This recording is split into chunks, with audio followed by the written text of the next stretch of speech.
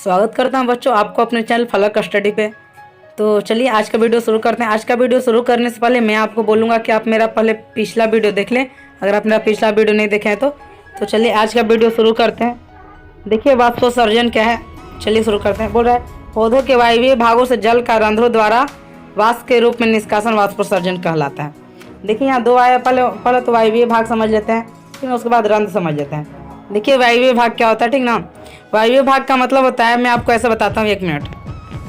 जैसा कि आप देख रहे होंगे यहाँ आपको एक पौधा दिख रहा होगा, ठीक ना। ये आप आम पे ध्यान मत दीजिएगा, ठीक ना। वैसे अभी आम का सीजन है, आप मार्केट से खा लीजिएगा अगर आपको मन करे तो। चलिए आगे चलते हैं। तो ये जो वायवीय भाग का मतलब होता है बाबू, जो कि पौधा का जो बाहरी भाग है, ठीक ना, मतलब जो पत्ती हुआ, ठीक ना। तो बोल रहा पौधों के वायवीय भागों से जल का रंध्रों द्वारा निकलना। रंध्र का मतलब है जो पत्ती है, पत्ती में छोटे छोटे छिद्र होते हैं, उसे हम क्या कहते हैं, रंध्र कहते हैं, ठीक ना। तो उन्हीं को बोल रहा है कि वाष्प के रूप में निष्कासन, ये क्या कहलाता है, वाष्पोत्सर्जन। निष्कासन का मतलब होता है निकलना। तो आशा करता हूँ कि आप ये समझ गए होंगे। मतलब इसका पूरा बोलने का मतलब है कि पौधे के बाहरी भाग से जल का रंध्रों द्वारा निकलने की क्रिया को हम क्या कहेंगे, वाष्पोत्सर्जन। तो आशा करता हूँ कि आप समझ गए होंगे, ठीक है। तो चलिए आगे चलते हैं। बोल रहा है यह क्रिया मुख्य रूप से पत्तियों में होती है क्योंकि इनमें छोटे छोटे छिद्र होते हैं जिनको रंध्र या स्टोमाटा कहते हैं। बहुत अच्छा, तो ये बात याद रखिएगा कि ये कहाँ क्रिया होती है वाष्पोत्सर्जन के, तो पत्ती में होता है, ठीक ना। तो चलिए आगे चलते हैं। बोल रहा है वाष्पोत्सर्जन एक शारीरिक क्रिया है। तो आपको ये बात भी आपको याद रखना है कि वाष्पोत्सर्जन एक कैसी क्रिया है, शारीरिक क्रिया है, ठीक ना। शारीरिक क्रिया का मतलब होता है कि पौधों के शरीर के द्वारा संपन्न होता है, ठीक ना। उसके बाद क्या बोल रहा है, एवं अलग अलग पौधों में इस क्रिया से निष्कासित जल की मात्रा में भिन्नता होती है, ठीक ना। और एक बात क्या बोल रहा है कि अलग अलग पौधे में अलग अलग प्रकार के जल निकलता है, ठीक ना।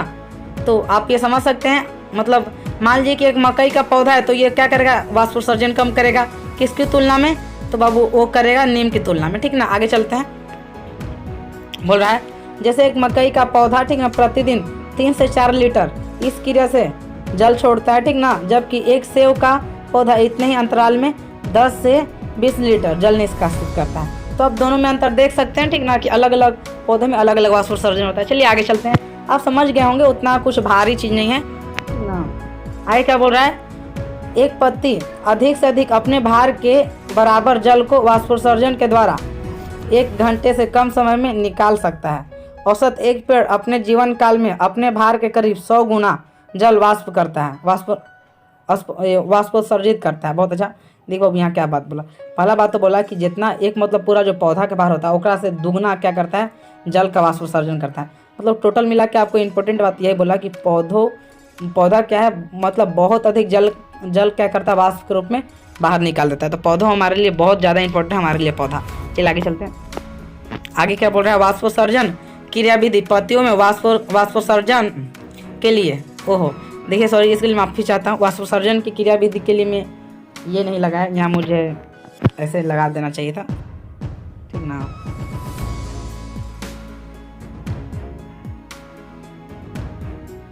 तो यहाँ क्या बोल रहा है, वाष्पोत्सर्जन की क्रिया विधि, ठीक ना। तो यहाँ बोल रहा है कि ये पत्तियों में वाष्पोत्सर्जन के लिए परासरणी प्रवणता का निर्माण होता है। अभी मैं आपको बताता हूँ परासरणी प्रवणता क्या होता है, आवश्यक होती है, निर्माण होना आवश्यक है। पत्तियों के रंध्रों के आसपास स्थित कोशिकाओं में सबसे ज़्यादा एवं जाइलम उत्कों से सटी कोशिकाओं में सबसे कम परासरणी दाब होता है। अब मैं आपको बताता हूँ परासरणी दाब क्या है। परासरणी दाब का मतलब आप कुछ इस प्रकार समझ सकते हैं। मान लीजिए कि ये पत्ती है, ठीक ना, मान लीजिए कि ये कोई पत्ती है, ठीक ना, ये जो पत्ती है, ठीक ना। अब ये जो पत्ती है, तो ये पत्ती में क्या होता है कि बाहर क्या होता है, परासरणी दाब अधिक हो जाता है, जिसके वजह से पानी क्या होता है, निकल जाता है। तो आशा करता हूँ कि आप समझ पा रहे होंगे, इतना इंपॉर्टेंट है भी नहीं, ठीक ना। तो आप सिर्फ जान लो कि परासरणी दाब अधिक होता है, बस। आगे चलते हैं। आप और आगे जब जाइएगा तो ये सब पढ़ने के लिए आपको मिलेगा ही। बोल रहा है परिणाम स्वरूप रंध्रों से पत्ती के जाइलम तक जल स्तंभ का निर्माण होता है। इसके फलस्वरूप जल का संचलन पत्तियों में जाइलम उत्तक से रंध्र तक निरंतर होता रहता है। वाष्पोत्सर्जन की क्रिया जब तक चलती रहती है यह जल स्तंभ अक्षुण्ण बना रहता है। देखिए बोल कर रहा है जब तक वाष्पोत्सर्जन रहेगा, मतलब पौधे के वायवीय भागों में जल क्या रहेगा, वाष्प के रूप में निकलेगा, तब तक क्या रहेगा, जाइलम द्वारा स्तंभ की तरह पानी क्या रहेगा, ऊपर जाते रहेगा, ठीक ना। आशा करता हूँ कि आप समझ गए होंगे, ठीक ना। शाब्दिक अर्थ ये बोल रहा है कि जब तक पानी बाहर निकलेगा, ठीक ना, वाष्प के रूप में, तब तक क्या रहेगा, एक पानी का स्तंभ बना रहेगा जाइलम की तरह, ठीक ना, जाइलम के द्वारा। आगे चलते हैं बाबू। यहाँ क्या बोल रहा है, वाष्पोत्सर्जन का महत्व, पौधे के मूल से चोटी तक लगातार जल की धारा वाष्पोत्सर्जन के द्वारा ही प्रवाहित होती है, ठीक ना। तो ये बात बोल रहा है कि जो वाष्पोत्सर्जन का महत्व है बाबू, तो इसका पहला महत्व तो ये है कि पौधों के जो मूल रोम से, मतलब जड़ से लेके उनके चोटी तक, चोटी का मतलब एकदम पत्तियों तक, ठीक ना, लगातार क्या होता है, जल का मतलब जल क्या होता है, वाष्प के रूप में प्रवाहित होता है, मतलब निकलते रहता है। आशा करता हूँ समझ गए होंगे। यह खनिज अवशोषण एवं परिवहन में भी सहायता करता है, ठीक ना। तो जो जल है वो क्या करता है, खनिज का अवशोषण भी करता है और परिवहन में भी सहायता करता है। इसके अलावा यह पौधों में तापक्रम संतुलन बनाए रखने में भी सहायता करता है। मतलब देखो अब वाष्पोत्सर्जन का एक पहला गुण है कि आप लोग जान सकते हैं पौधों को जलने नहीं देता है। अगर पौधों अगर वाष्पोत्सर्जन नहीं करेगा तो उसका पूरा पत्ती मुरझा जाएगा, वो जल जाएगा, ठीक ना। तो पौधों को क्या करता है, तापक्रम उसका संतुलन करके रखता है, ठीक ना। आगे चलते हैं। माफी चाहता हूँ। अब चलिए, अब देखिए एक कार्यकलाप देख लेते हैं। कार्यकलाप क्या बोल रहा है, गमले में लगा एक स्वस्थ पौधा लीजिए, इसकी कुछ पत्तियों को प्लास्टिक की पारदर्शी थैली से अच्छी तरह ढक लीजिए। अब इसे पौधे वाले गमले को सूर्य प्रकाश में रख दीजिए। कुछ देर में आप देखेंगे कि इस थैली के भीतर पानी की बूंदें जमा हो गई है। यह जल की बूंदें वस्तुतः पत्तियों की रक्षों द्वारा वाष्पोत्सर्जन के द्वारा एकत्रित होती है। बहुत अच्छा, ठीक ना। देखो यहाँ रंध्र लिखा हुआ है, ठीक है, रंध्रों द्वारा वाष्पोत्सर्जन के द्वारा एकत्रित होता है, आप समझ सकते हैं। देखिए यहाँ बोल कर रहा है, पहला तो बोल रहा है कि आप एक गमले में एक पौधा लीजिए, पौधा के जो पत्ती होता है उसका प्लास्टिक से ढक लीजिए। ढकने के बाद आप उसको धूप में ले जाइए। आप देखिएगा कि प्लास्टिक में छोटे छोटे पानी के बूंद रहेंगे। वो पानी के बूंद कुछ और नहीं, रंध्रों द्वारा वाष्प के रूप में निकला गया जल है, ठीक ना। तो इसी को ही वाष्पोत्सर्जन कहेंगे। आशा करता हूँ आप समझिए। बहुत अच्छा, मतलब छोटा सा प्रयोग है, बहुत ईजी सा बात है। चलिए आगे चलते हैं। अगर नहीं समझ में आ गया होगा तो कमेंट जरूर कीजिएगा। मैं दोबारा वीडियो बना दूंगा आपको समझाने के लिए, ठीक ना, क्योंकि वीडियो बनाने का उद्देश्य है कि आप अच्छे से पढ़ो। जब आप ही को नहीं समझ में आएगा तो मैं दोबारा बनाऊंगा, कैसे भी आपको समझाऊंगा। चलिए आगे चलते हैं। पौधों में भोजन एवं अन्य पदार्थों का परिवहन। अब देखते हैं कि पौधों में वो अपना भोजन का परिवहन कैसे करते हैं, ठीक ना। जल का तो आप देख लिए, अब भोजन का देखते हैं। क्या बोल रहा है, पौधों के प्रत्येक भाग को अपने पोषण और विकास के लिए निरंतर खाद्य पदार्थों की आवश्यकता होती है। बोल रहा है कि पौधा के जितना भी भाग है, जड़ से लेके पत्तियों तक, सभी को मतलब भोजन की आवश्यकता है, ठीक है, निरंतर। कुछ निम्न वर्ग के पौधे की प्रत्येक कोशिकाएं, क्या बोल रहा है, कुछ जो निम्न वर्ग के पौधे होते हैं, ठीक ना, उनको बोल रहा है कोशिकाएं खाद्य पदार्थ का निर्माण करने की क्षमता होती है। जैसे में बोल रहा है साहब बाबू, ठीक ना, जैसे में क्या बोल रहा है बाबू, तो यहाँ बोल रहा है कि जैसे में जो बाबू छोटे छोटे जो निम्न एक जीव होते हैं बाबू, ठीक ना, जो कि ज़्यादा बड़े नहीं होते हैं, निम्न श्रेणी के होते हैं, तो वो उनका जितना भी बॉडी है, उनका जितना भी शरीर है, सारा क्या करता है, प्रकाश संश्लेषण करता है, अपना भोजन बना लेता है। जैसे में सवाल हो गया। परंतु उच्च वर्ग के पौधे के प्रत्येक भाग में अपने खाद्य पदार्थों के निर्माण की क्षमता नहीं होती है, ठीक ना। और दूसरा बात क्या बोल रहा है, जो उच्च वर्ग के पौधे होते हैं बाबू, उनमें क्या होता है, ये निर्माण की क्षमता नहीं होता है, ठीक ना। उनका पत्तियों द्वारा निर्माण होगा, बाकी द्वारा ट्रांसफर किया जाएगा, भेजा जाएगा। आशा करता हूँ कि समझ गए होंगे। चलिए आगे, जैसे मैं उदाहरण में बोल रहा है, जैसे मैं आप यहाँ छोटा सा भाग में आपको उदाहरण में दे दिया हूँ, आप यहाँ देख सकते हैं अच्छे से, ठीक ना। जैसे मैं बोल रहा है, जड़, पुराने तने आदि इन वर्गों के पौधे की पत्तियों तथा तरुण तने की भोजन निर्माण कर सकते हैं।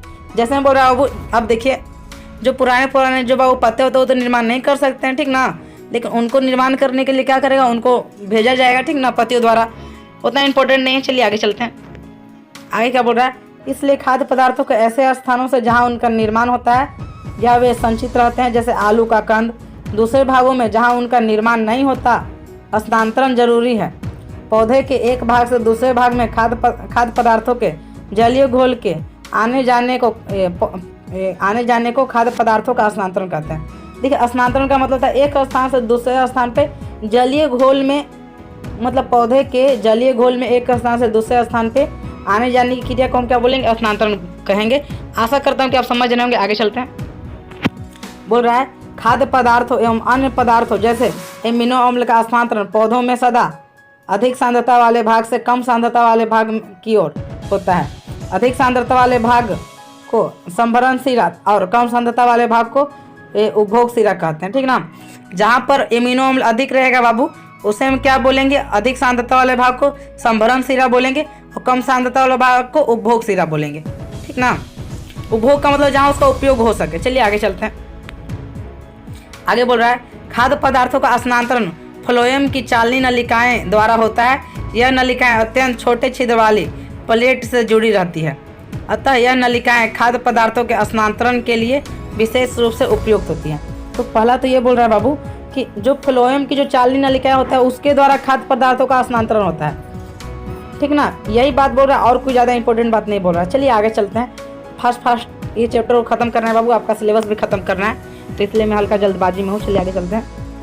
इस प्रकार पौधों में जल तथा खनिज लवणों के परिवहन के लिए एक तंत्र होता है जो जड़ से पौधे की ऊपरी भागों की ओर एक दिशीय पथ में गति करता है। खाद्य पदार्थों के स्थानांतरण के लिए एक अलग तंत्र होता है, ठीक ना।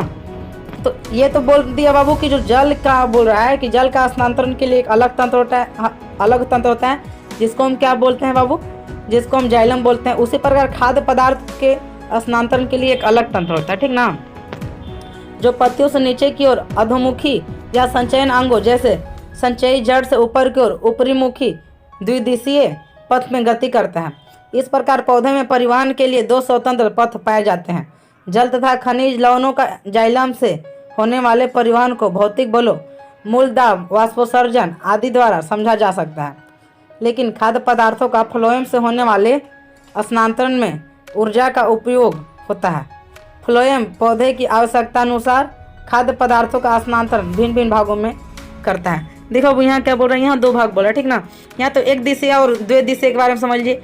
एक दिशा का मतलब हुआ बाबू जो कि जड़ से जो कि जल एक खनिज लवणों को, ठीक ना, और जल को सिर्फ पत्तियों तक पहुँचा, उसे हम क्या बोलेंगे, एक दिशा।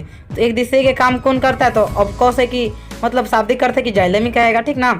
और द्विदिशीय का कौन काम करेगा, तो द्विदिशीय का काम करेगा बाबू आपका फ्लोएम, ठीक ना। आगे चलते हैं बाबू। देखिए बाबू ये वीडियो यहीं तक था, ठीक ना। ये वीडियो में ज़्यादा लंबा नहीं बनाया हो। आप एक बार बुक अच्छे से पढ़िएगा, अपना बुक ध्यानपूर्वक पढ़िएगा, ठीक ना। ध्यानपूर्वक पढ़ने के बाद जो डाउट होगा आप यहाँ कमेंट कीजिएगा, मैं आपको अच्छे से बताऊंगा, ठीक ना। आपका जो भारतीय भवन बुक है वो बहुत ध्यान से पढ़ेगा, या आपका NCERT बुक है वो बहुत ध्यान से पढ़ेगा। तो वीडियो देखने के लिए बहुत बहुत धन्यवाद। आपका दिन शुभ हो बाबू, अपनी तैयारी में लगे रहो, खुश रहो, हंसते रहो। चलिए फिर मिलेंगे अगले वीडियो में।